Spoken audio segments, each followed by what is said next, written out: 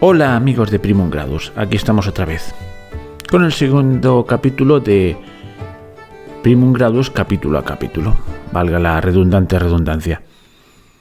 Y como ya os dije en el primero, pues se trata de ir presentando todos y cada uno de los audios por orden cronológico, entre otras razones para demostrar de que cualquiera que tenga algo que decir y sepa cómo decirlo puede hacer un podcast. Y que la cuestión es lanzarse. Y aquí veréis muchos fallos evidentes. Estoy haciendo probatinas. Yo sé que la imagen no es la mejor. Aquí tengo el ordenador, aquí tengo el micrófono. Os enseño el ordenador. Ya veis que, es que esto se me cae. ¿Veis? No es nada del otro jueves. Y esta vez estoy probando un nuevo tipo de iluminación y esto se me está cayendo. Bueno, no pasa nada. Se trata de ir aprendiendo para luego hacer buenos vídeos y de paso os presento el audio.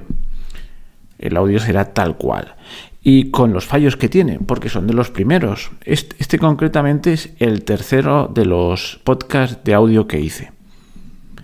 Ya os dije en el capítulo anterior de esta serie, pues que intentaba hacer una cosa muy a mi medida, de pequeñas historietas y tal. No grandes temas, pues aquí sucumbí a la tentación ya en el tercer programa de hacer grandes temas. Y en este caso pensaba hacer una serie sobre la Revolución Francesa que se quedó a medias. Pensé que no iba bien por ahí, no lo tenía muy claro, los primeros tanteos. Y aquí hablo un poquito de los prolegómenos. Hablo sobre la ilustración, en fin. Veréis que la narrativa está un poco entrecortada, a veces me reitero un poco. Bueno, cosas uno va aprendiendo poco a poco. Bueno, hoy he probado un nuevo tipo de iluminación. Me he comprado un arito de esos con luz. Y creo que se me ve mejor. Lo que pasa es que no sé si es una ventaja o una desventaja, porque uno tampoco es muy guapo. Pero, en fin, bromas aparte, ahí está el audio, que a lo mejor para algunos es lo más interesante, que trata sobre la filosofía y el ambiente intelectual que había antes de la Revolución Francesa. Espero que os guste. Y bueno, y seguiremos haciendo probatinas de vídeo. Hasta pronto. Todo lo que manda el rey, que va contra lo que Dios manda, no tiene valor de ley, ni es rey quien así se desmanda. Esto dejó escrito Lope de Vega, el fénix de los ingenios, el más prolífico de los dramaturgos y poetas españoles del siglo de oro. Unos pocos años más tarde, al otro lado de los Pirineos, otro escritor, esta vez de temas más serios, por decirlo de alguna manera, Bossuet, un obispo, tutor del Delfín, del heredero del rey Luis XIV, el rey Sol, dejaba escrito lo siguiente: el príncipe no tiene que dar cuentas a nadie de lo que ordena. Sin la autoridad absoluta no puede ni obrar el bien ni reprimir el mal.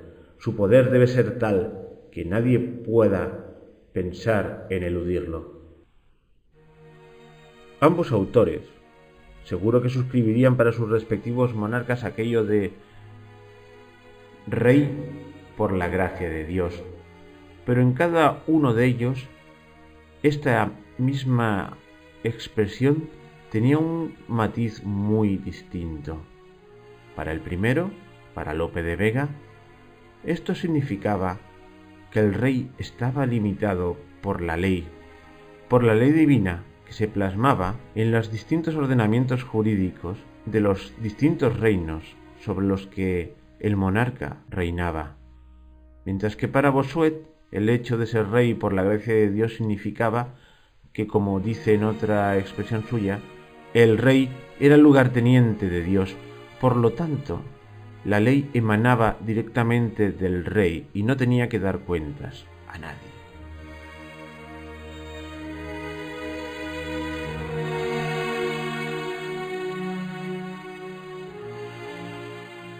Estas dos visiones de la monarquía, simplificando mucho, podría decirse que están separadas por una guerra y por una paz.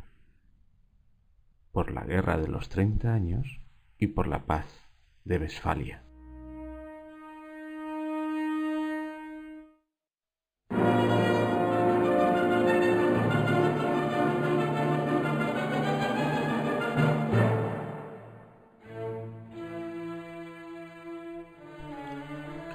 La Guerra de los 30 Años, que va de 1618 a 1648, comenzó como un conflicto religioso entre católicos y protestantes en el seno del Sacro Imperio Romano Germánico y acabó como una guerra por el poder en Europa.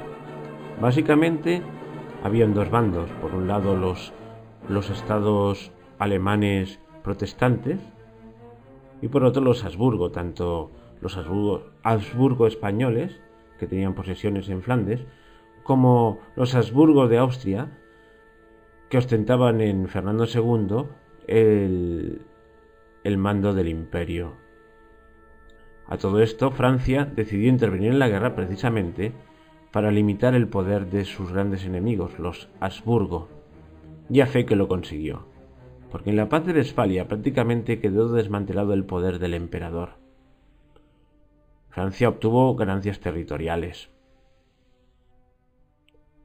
y consiguió que España abandonase los Países Bajos. Además, Holanda proclamó su independencia.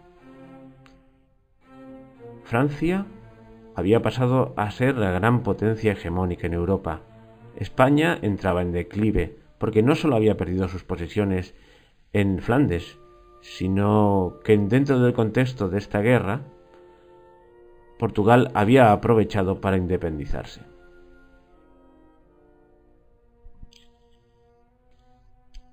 Pero vamos a fijarnos sobre todo en las consecuencias políticas para el futuro.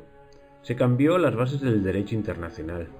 Los efectos de esta paz se mantuvieron hasta bien entrado el siglo XIX, con las guerras y revoluciones nacionalistas. Supuso la desintegración de la República Cristiana, tal como la concebían, por ejemplo, Carlos V. Y además se propugnó el principio de la libertad religiosa interestados. Cada estado adoptaba como propia oficial la religión que tenía en aquel momento, lo cual fue visto como una cesión católica a los nuevos cismas. Frente a la visión española y del Sacro Imperio de una universitas cristiana, triunfaron las ideas francesas, que exaltaban la razón de Estado. Ya lo hemos visto. Siendo un país católico, no dudó en aliarse con los protestantes, si en ello iba el interés nacional. Digamos que fue la entronización de la razón de Estado.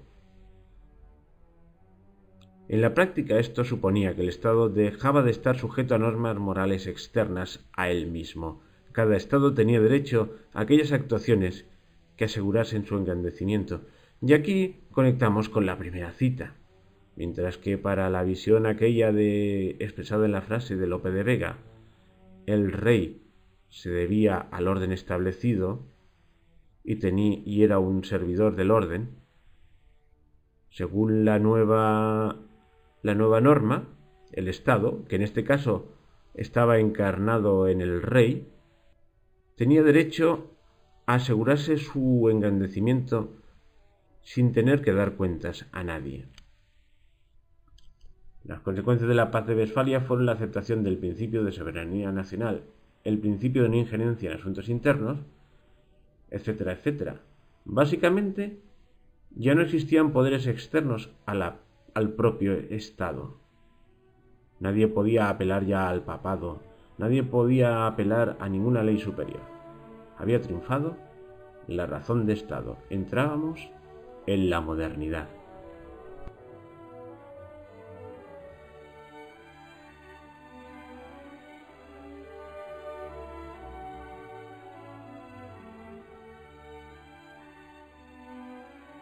Estaba entrando en la historia el Estado moderno. El Estado moderno se caracteriza por la concentración del poder. El Estado absorbe todos los poderes que en el antiguo régimen tradicional estaban dispersos. Los poderes locales, jurisdicciones especiales tienden a unificarse. Naturalmente es un proceso paulatino. Y todo lo va englobando un ente abstracto llamado Estado, que es una gran maquinaria.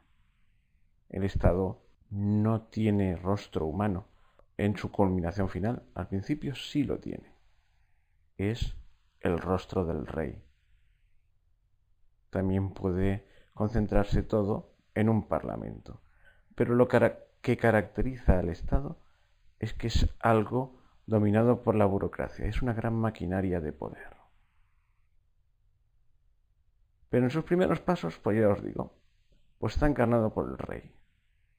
La célebre frase del Rey Sol, el Estado soy yo. Yo encarno la soberanía nacional, yo encarno el bien de mis súbditos, todo sale de mí. El Estado, en este sentido, es autocreador, crea la legislación, no la recibe, la crea. Primero de una manera tímida, no reconocida, y poco a poco, digamos que se va animando. Y cada vez más. El gran problema es que esta concentración de poderes en una monarquía tiene un límite claro. Y es que, al estar encarnada en una figura de carne y hueso, un rey tiene un límite, porque la gente no está dispuesta a darlo todo a una persona. Es demasiado evidente que esa persona está por encima de ellos, que vive lujosamente, que tiene amantes, mientras el pueblo malvive. Es un agravio comparativo. De manera que la culminación de todo eso significa la muerte de la monarquía. Digamos que la monarquía francesa, en cierto modo, digo solo en cierto modo porque nunca hay absolutos, murió de éxito. Concentró tanto poder que ya no podía dar el siguiente paso. De manera que dio paso a un gran agravio comparativo, y eso dio paso a una revolución. Y cuando los revolucionarios llegaron al poder, que se encontraron un poder centralizado, pero que aún tenía mucho camino para recorrer, y lo recorrieron con ahínco. ¿Por qué? Porque ahora el poder ya no era una persona, era una nueva entidad, la nación, un ente abstracto que incluía a todo el mundo. Digamos, si la nación te pide impuestos, no te lo está pidiendo un rey para su propio beneficio, te lo estás dando a ti mismo. Si la nación pide que vayas a la guerra, no estás defendiendo a un rey, te estás defendiendo a ti mismo. De manera que el gran deseo de cualquier rey absoluto, que era la conscripción, es decir, el servicio militar obligatorio, que ningún rey había conseguido de una manera sostenida en el tiempo, lo consiguió justamente la liberadora Revolución Francesa.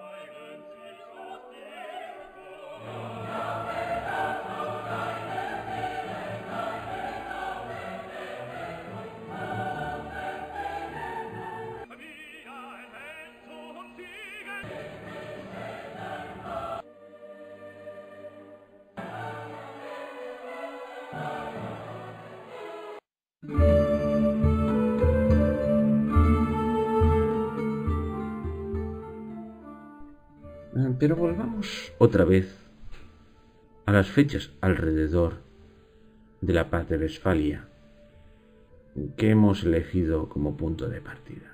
Bueno, en 1648 no exactamente, sino 3 años más adelante. En 1651 ve la luz el Leviatán, un manual filosófico escrito por Thomas Hobbes, un filósofo inglés adscrito al materialismo mecanicista, sin ninguna visión espiritual. ¿Y cuál es su visión del origen del poder? En este caso del poder absoluto. Pues visualiza un estado primitivo de naturaleza. El estado de naturaleza, anterior a cualquier tipo de organización social, es una especie de guerra de todos contra todos. La famosa frase de ahí extraída, el hombre es lobo para el hombre. La vida entonces es solitaria, pobre, brutal y necesariamente breve. Eso sí, todo el mundo ejerce su libertad de hacer lo que le da la gana y para garantizar el máximo de bienestar y de poder, pero choca continuamente con los demás. Cuando las gentes por fin se dan cuenta de que no pueden vivir en continua guerra civil, deciden transferir sus derechos mediante un pacto a un poder absoluto que garantice la paz. Y ese, para Hobbes, es el origen del poder, en este caso del monarca, porque él se inclina por una fórmula monárquica. De manera que el poder ya no viene de Dios, como en la concepción antigua, ¿os acordáis? Lope de Vega, todo lo que manda el rey que va contra lo que Dios manda, etcétera, etcétera. Pues no, aquí el poder no viene de Dios, sino viene de un supuesto pacto de supervivencia. Digamos que Inglaterra va en paralelo al continente, pero ya vemos que surgen ideas que apoyan el poder absoluto. Van en el mismo orden, aunque de forma paralela. Pero ya veremos que al poco de acercarse la revolución, estas ideas confluyen.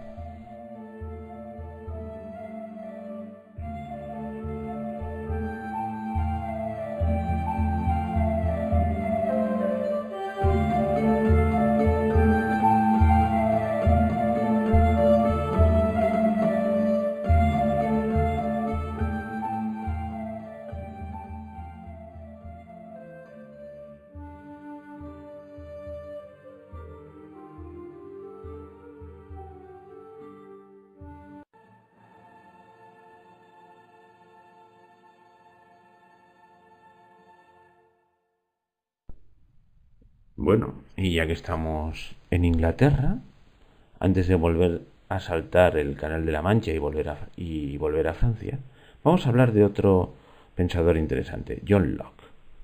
John Locke, que muchos consideran el padre del liberalismo.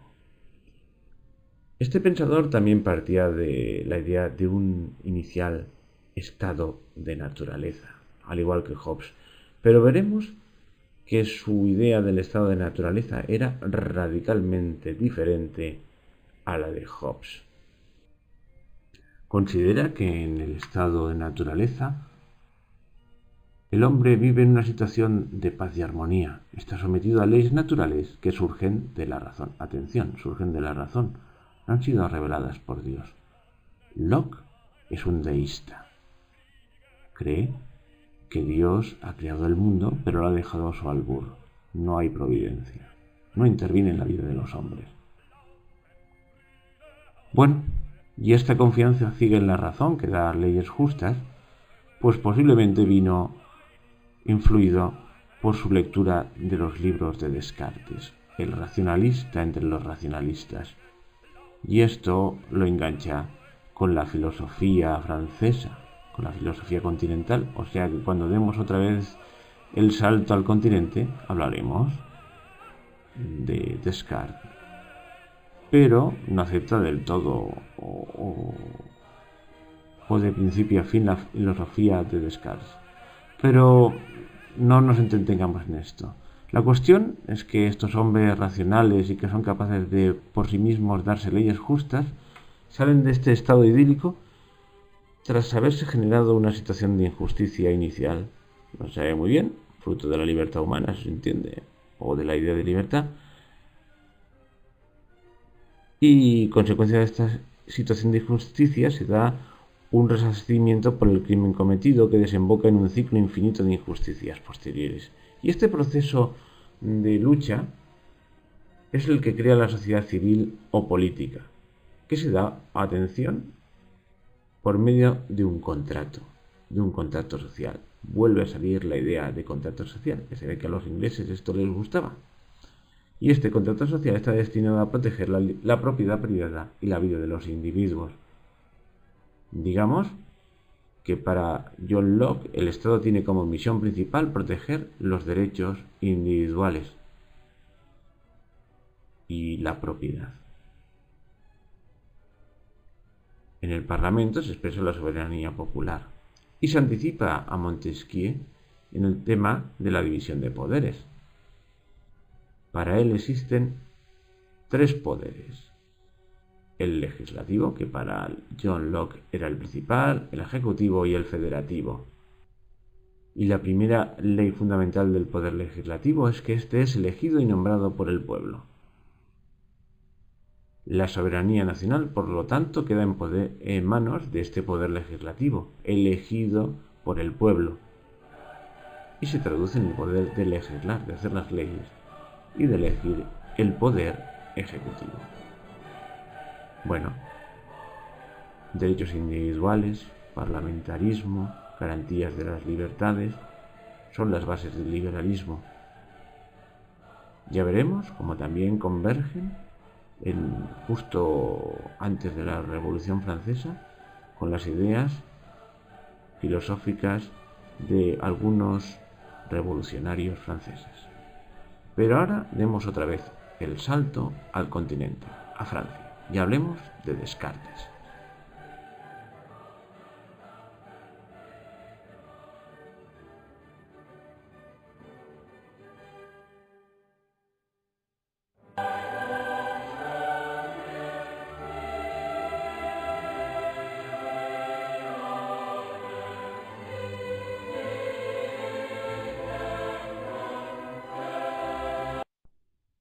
René Descartes, para muchos, es el padre de la filosofía moderna, y no voy a ser yo el que lo niegue. Y desde luego un filósofo tan importante, algunos pensarán que es un crimen, que yo lo liquide en 2 o 3 minutos.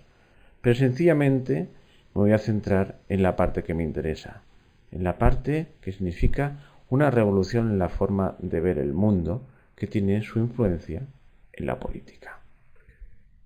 Lo que instaura Descartes es una duda metódica que le lleva a confiar únicamente en la razón, aquello del pienso, luego existo.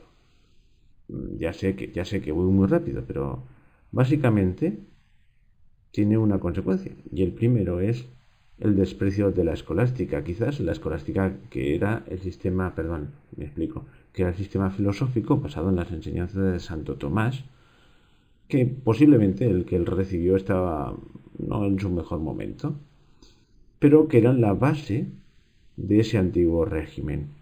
También en lo político, ese régimen que hablaba de que la ley viene de Dios, de que el rey es el primer servidor de la ley, etcétera, etcétera. Que incluso, afilándolo mucho, algunos, por ejemplo los escolásticos de la escuela de Salamanca, llegaron a ver como justo el tiranicidio, porque si el rey no cumple la ley de Dios y es injusto, pues es justo quitárselo de en medio. Bueno, pues toda esa base teórica del poder, que estaba basada en la escolástica, a partir de Descartes, juego de palabra estúpido, queda descartada. Todo se pone en duda y vuelve a edificarlo todo en base a la pura razón, al puro racionalismo. El hombre se hace inmanente, no recibe las cosas de fuera, sino que todas salen del mismo. Esto le van sacando, le van sacando punta a otros filósofos, y luego viene Kant, otro filósofo ilustrado. Qué interesante. Bueno, ya hemos pasado por Descartes y por su revolución. Perdonadme los que seáis filósofos. Esto da para mucho más. Y después de Descartes, otro pensador francés muy interesante es Montesquieu.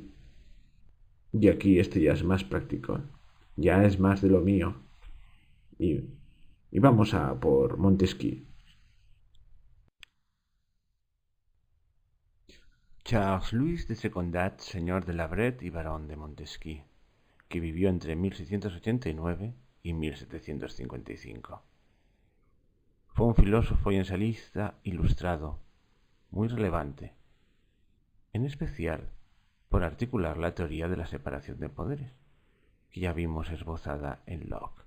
Digamos que recoge buena parte de las teorías de Locke y las afrancesa, y en algunos casos las metodiza, muy propio de los franceses. Vamos a ver cómo habla él de la separación de poderes. Vamos a una cita literal. En cada estado hay 3 clases de poderes. Por el legislativo, el príncipe o el magistrado hace las leyes para cierto tiempo o para siempre y corrige o deroga las que están hechas. Por el ejecutivo, hace la paz o la guerra, envía o recibe embajadores, establece la seguridad y previene las invasiones. Y por el judicial, castiga los crímenes o decide las contiendas de los particulares. Bueno, mejor definición que esta de los 3 poderes no puede haber. Y sobre esta teoría de la separación de los poderes gira buena parte de su obra y es su gran aportación a la teoría política. Pero aquí hemos hablado de que era un filósofo ilustrado. Por cierto, se me ha olvidado explicar lo que era la Ilustración. Vamos a ello. Pues nada, hablemos de la Ilustración. ¿Qué es la Ilustración? Pues la Ilustración es un movimiento cultural e intelectual europeo, pero especialmente de Francia, Inglaterra y Alemania, que se desarrolló a partir de mediados del siglo XVII. Otra vez volvemos a la época de la paz de Westfalia. Y tiene como fenómeno final y eclosionante la Revolución Francesa. Fue denominado así por su declarada finalidad de disipar las tinieblas de la humanidad mediante las luces de la razón. Por eso el siglo XVIII, donde esta filosofía, estos movimientos filosóficos triunfaron, es conocido como el siglo de las luces. Bueno, y a esta pregunta de qué es la Ilustración se responde Immanuel Kant en una cita que se ha hecho muy famosa y posiblemente nos aclarará muchas dudas. A ver qué dice Immanuel Kant a esta pregunta. ¿Qué es la Ilustración? La Ilustración significa el movimiento del hombre al salir de una puerilidad mental de la que él mismo es culpable. Puerilidad es la incapacidad de usar la propia razón sin la guía de otra persona. Esta puerilidad es culpable cuando su causa no es la falta de inteligencia, sino la falta de decisión o de valor para pensar sin ayuda ajena. Sapere aude, ten valor de servirte de tu propio entendimiento. He aquí la divisa de la Ilustración. Bueno, no voy a aportar mucho más porque lo podía estropear. Absoluta confianza en la razón, que lo puede todo, y como correlato, absoluta fe en el progreso de la humanidad. Ya establecido el marco general o definida lo que es la Ilustración, vamos a centrar un poquito más el tiro y vamos a centrarnos en la Ilustración francesa. Soy muy consciente de lo que me dejo en el camino. De que solo he citado una vez a Kant, que es un filósofo que da para mucho, y que de la Ilustración inglesa, pues directamente me he saltado a David Hume o a Berkeley. Pero la vida no da para más. Vamos a centrarnos en 3 autores de la Ilustración francesa. De uno ya hemos hablado, Montesquieu. Y nos quedan 2. Uno es Voltaire y el otro es Rousseau. Jean-Jacques Rousseau. Bueno, Voltaire se llamaba, tiene el nombre largo, François-Marie Arouet. Y lo de Voltaire era un mote. Bueno, os lo puedo asegurar que este hombre da para un programa. Bueno, a mí me cae bastante mal, pero hay que reconocer que el tipo era ingenioso y a ratos era divertido. La tomó con el pobre de, bueno, pobre no, algunas se les merecía, de Jean-Jacques Rousseau, y como era el maestro de la sátira y la mala leche, pues lo dejó fino. De todas maneras, la principal víctima de sus pullas fue la Iglesia Católica, que para él era el símbolo de la intolerancia y de la injusticia. fue el que, digamos, afrancesó las ideas liberales de John Locke, las ideas de libertad individual y el deísmo. Pretendió ser el abanderado de la tolerancia y a él se le dice que acuñó el concepto de tolerancia religiosa. Era como una especie de carcoma que iba corroyendo con su mordacidad las bases ideológicas del antiguo régimen. El otro personaje es Jean-Jacques Rousseau. Bueno, Jean-Jacques Rousseau no sé si se puede considerar francés. Bueno, la cuestión nació en Ginebra. Y su gran obra es el contrato social. Nos suena esto, ¿verdad? Otra vez lo del contrato social. Lo de John Locke, lo de Hobbes. Vamos a ver cuál era la idea del contrato social de Jean-Jacques Rousseau. Es su principal aportación, aparte de otras teorías sobre la educación, pero no vamos a entrar por ahí porque si no, no acabamos. Vamos a ceñirnos a lo estrictamente político, aunque sus teorías educativas son muy importantes y han influido hasta nuestros días. Pero su obra más importante en el ámbito político es el contrato social y data de 1762. El autor dice que los hombres, al aparecer sobre la Tierra, se hallan en lo que se llama un estado de naturaleza, ya no suena, ¿verdad esto? Que se caracteriza porque todavía no existe ningún gobierno, no hay leyes, no hay autoridad, y no se ha formado aún ningún tipo de organización social o política. Se trata, por tanto, de un estado de absoluta libertad, donde cada hombre hace lo que quiere y no tiene que dar a nadie cuenta de sus actos. Pero llega el momento en que los hombres se dan cuenta que para defender mejor su vida, su libertad y su propiedad, deben agruparse y elegir a alguien para que los gobierne. Así aparece el Estado. El Estado nace, por tanto, de un acuerdo libre entre los hombres, que se han unido para designar al gobernante. Como el gobernante ha sido elegido por el pueblo, en cualquier momento, cuando el pueblo quiera, puede cambiarlo por otro. Al mismo tiempo, la misión de los gobernantes es cumplir siempre la voluntad popular. La voluntad popular es la voluntad de la mayoría, y ésta se averigua a través de elecciones, en las que votan todos los ciudadanos. Ni que decir esto que es demoledor contra la monarquía. Y antes he dicho que no iba a hablar de sus teorías educativas, pero son interesantes. Y hay que simplemente un esbozo.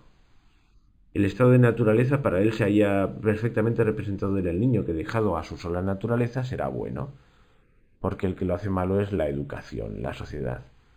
Bueno, pues esto está en la raíz de muchas teorías educativas, que incluso ahora padecemos. Tanto Voltaire como Rousseau son dos personajes que merecen de verdad un capítulo aparte. Su peripecia vital. Hombre, Voltaire porque era muy divertido y sus críticas a Rousseau eran realmente graciosas y algunas partes tenían razón. Y Rousseau porque llevaba una vida curiosa. Y a veces algunos dicen que desgraciada, pero la verdad es que las desgracias se las buscaba él mismo. Y aparte, la acusación que le hacía Voltaire de que era un hipócrita, pues no iban desencaminadas. Porque pese a ser el predicador de la bondad de la infancia, etcétera, etcétera, y de la bondad natural de las personas, bueno, pues era un puro... Bueno, de hecho fue un precursor del romanticismo, puro sentimiento,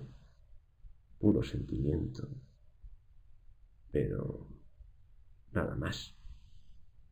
Bueno, pero aquí nos quedamos con los revolucionarios de sus ideas políticas. La voluntad popular es la que determina el gobierno y esta voluntad se expresa en las elecciones.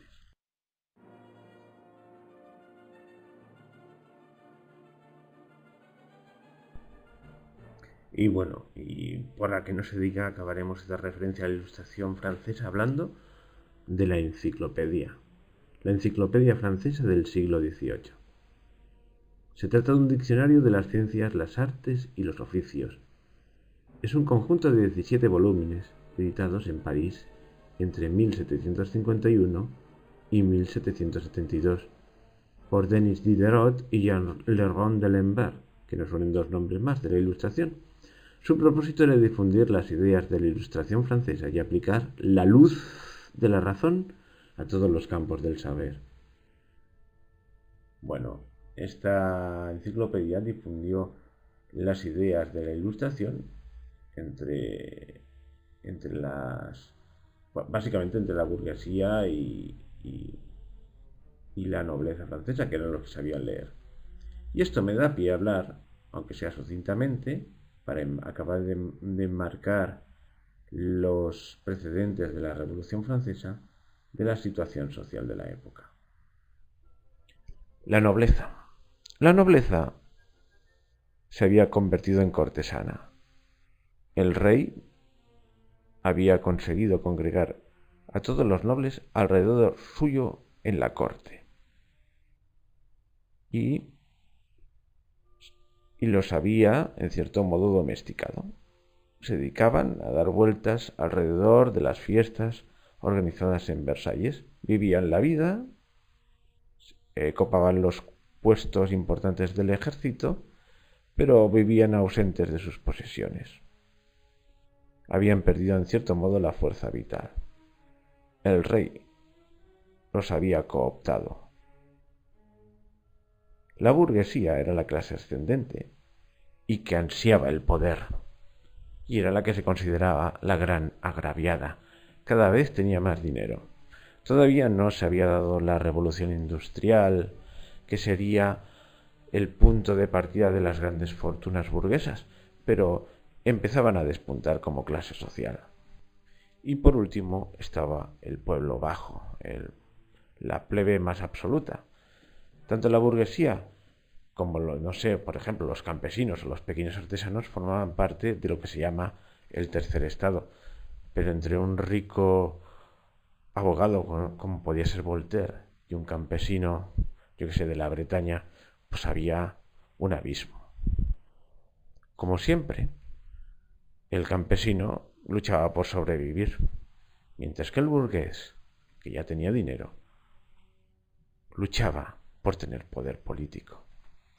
Las ideas de la Ilustración no solo calaron entre esa burguesía ansiosa de cambiar las cosas, sino que también entre la nobleza ociosa que frecuentaba los salones, de manera que muchas de estas ideas ilustradas pasaron a la misma corte de Versalles. Evidentemente les quitaban el carácter más subversivo, pero pues no hay que irse a Francia, también en España se suceden las sociedades de amigos del país para progresar en las ciencias. No siempre la Ilustración tuvo un carácter antimonárquico o anticatólico, pero sí que se dejó notar, por ejemplo, en detalles como la expulsión e incluso la disolución de los jesuitas por presiones de las monarquías europeas, etcétera, etcétera.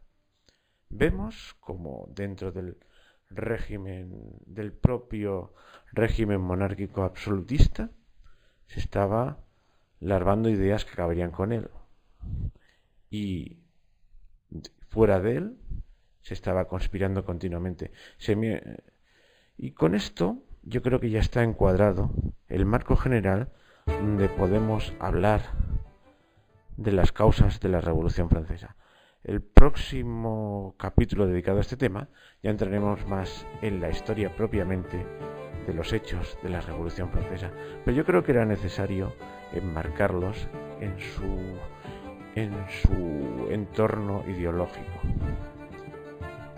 Puedo asegurar que este podcast me ha costado sangre, sudor y lágrimas, porque a mí lo que más me va es narrar historias, pero yo creo que era necesario enmarcar la Revolución Francesa en su entorno sociológico y sobre todo ideológico.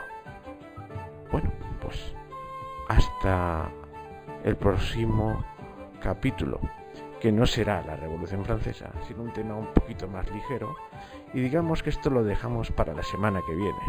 La Revolución Francesa propiamente dicha, que seguramente no la liquidaré en un programa. No la liquidaré en un programa.